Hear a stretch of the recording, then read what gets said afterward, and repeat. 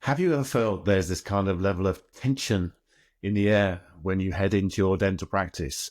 Or perhaps the things just aren't running as smoothly as you'd like?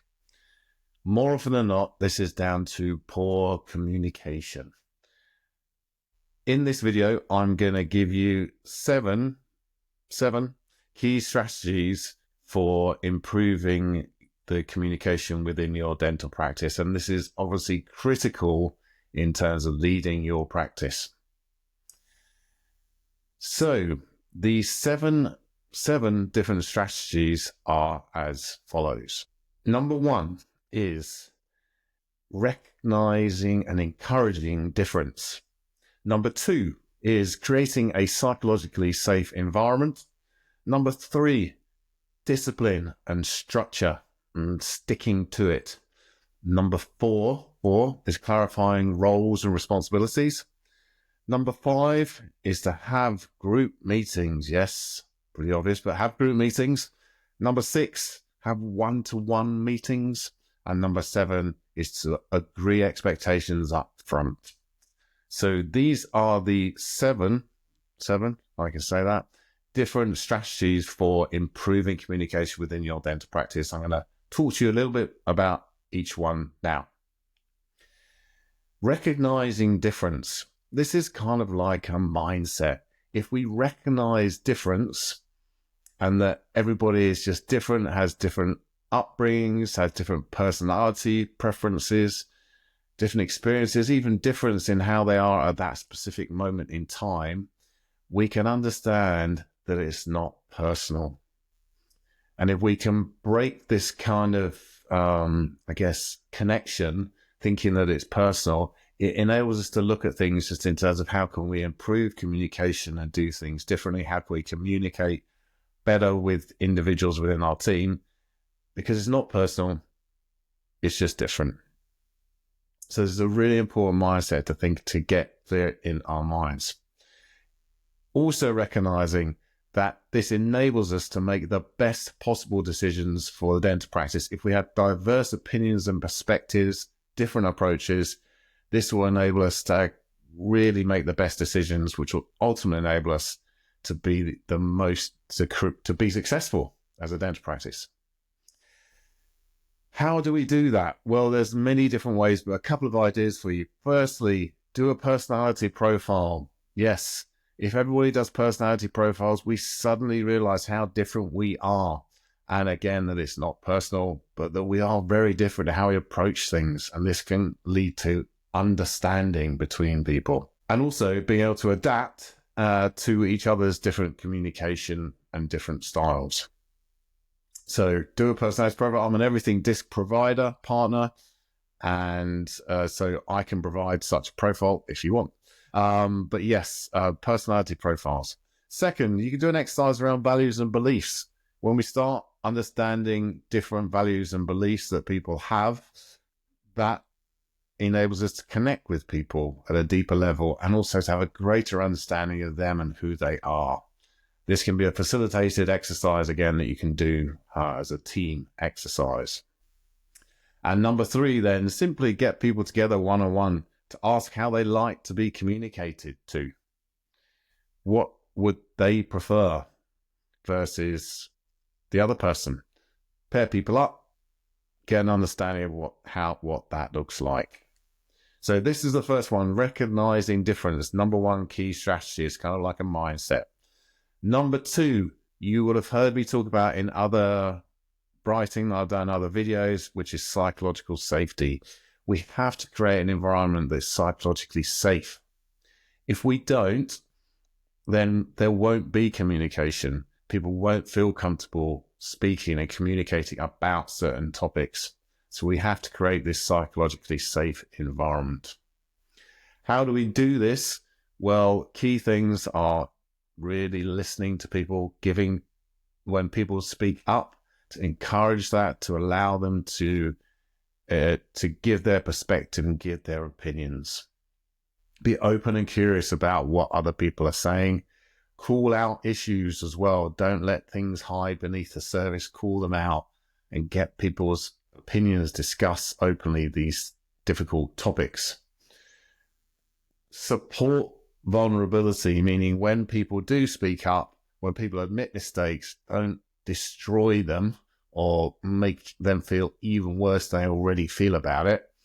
Just acknowledge it, recognize, appreciate them speaking up about it, and recognizing the fact that they've spoken about it and openly, and then think about how that can be different next time.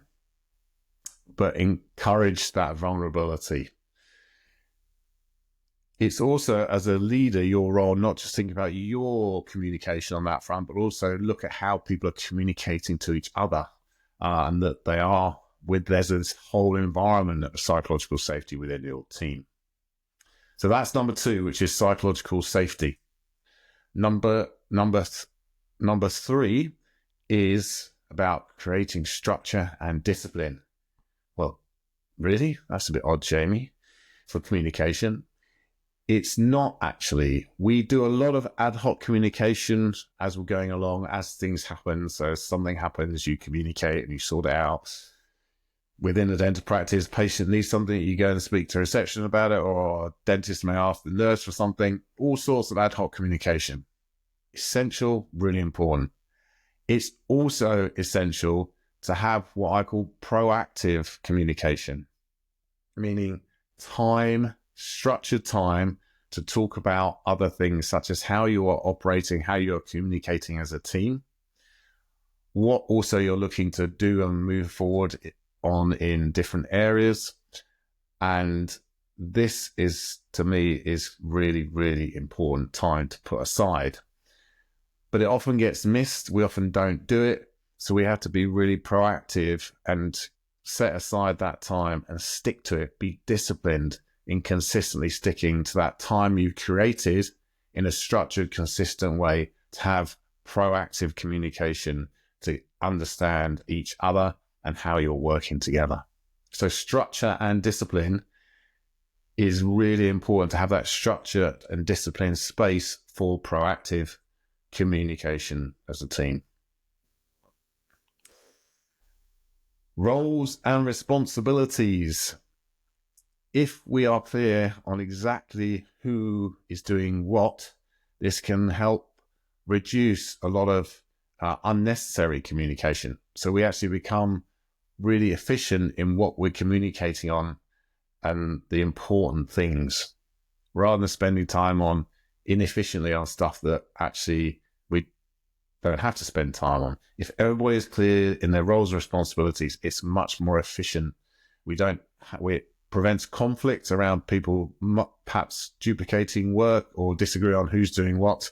So just be really clear on roles and responsibilities. Map them out. Don't then just stick it in a big hard drive and only give it to the person so that they know their role. Have clear overall responsibilities that everybody knows what everybody else is responsible for. So it's not just big list of tasks, but clarity of responsibility, and share that with everybody so people know who's responsible for what. Okay, so roles and responsibilities. Then, yes, obvious ones, I guess, but very, very important, regular team meetings. And these team meetings within dental practice are difficult to arrange and organize. People have different shifts, working times, different contractual arrangements, some associates that are not actually employed. Ultimately, it doesn't matter. Everybody in the team needs to be at these team meetings. And it's important to have them. Now, it takes time, effort, organization to put that time aside, and time is critical for a dental practice, needless to say, but we have to have them. The important thing then is that when we have them, there is a real clarity of purpose as to what they are for. Otherwise, people go, well, that was all right, but nothing really happened. Bit of a waste of time. And so actually then we stop doing them. And what happens then is we kind of get in this cycle of then we're not actually doing any proactive team meeting communication stuff.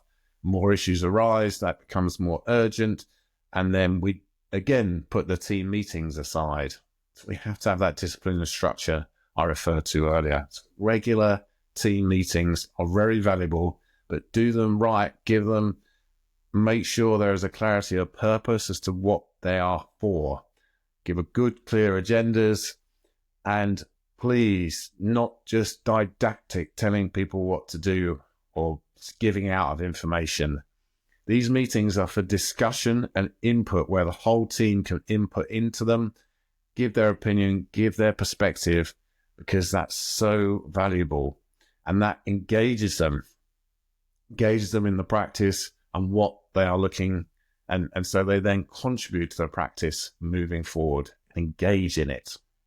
So use that time for discussion, engagement, and interaction. You can give information at other times, but try and keep it more input, interaction when you're all together to discuss and debate things as a team. So, regular team meetings. One-to-ones are also really, really important and often don't happen within our practice. The reason they're important is because groupthink is a real big cognitive bias. Some people we are all led by the group, ultimately. There's lots of research to prove that. And what we want to encourage is individual opinions and perspectives. And sometimes that can be easier for people to give on the one-to-one, especially if it goes against the group view. But yet this can be really, really important at times. To have that different perspective can suddenly make us see something. So have one-to-ones. It's also a place for where people are perhaps more introverted, where they feel more comfortable speaking up about things. And then finally, it's a place to just have those meetings where people just are able to be heard. So you're asking people just how they are they doing? And this is really important for getting a sense of how they're feeling about their work, everything within the practice and everything that's going on for them, and just being able to voice that. So one-to-one meetings, vital. Obviously, not one person does all those one-to-one meetings, but you can structure it so that everybody has a one-to-one from somebody within the practice. All right, so one-to-ones.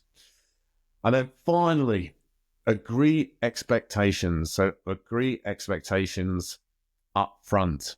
So rather than waiting for things to occur, we can be proactive in saying, well, this is how we're going to communicate as a team. It prevents disagreements. Everybody gets on the same page. You can discuss and openly agree as to what those agreements are in terms of how you will communicate. You can do this in a facilitator session and really get clarity around, what are our expectations as a team in terms of how we communicate. For example, one of those expectations could be, we are going to speak to each other directly, face to face, never go behind each other's backs. All right. But this you can agree in a team, come together and upfront agree. And that just, again, is much more efficient and effective. So you can have clarity around what expectations are in terms of communication for everybody, and everybody's had a voice in that. Right. Those are the 7 key strategies for improving communication within your dental practice. To repeat them again, first one is about recognizing difference. Second one is about psychological safety. Third one is structure and discipline. Then roles and responsibilities, have real clarity around roles and responsibilities. Regular team meetings, fifth one. And the sixth one, having one-to-ones, and finally, upfront agreeing expectations in terms of how you communicate as a team. It is so important to work on your communication and vital to get everybody working smoothly and efficiently and as effectively as a team. Thanks for watching the video. Bye for now.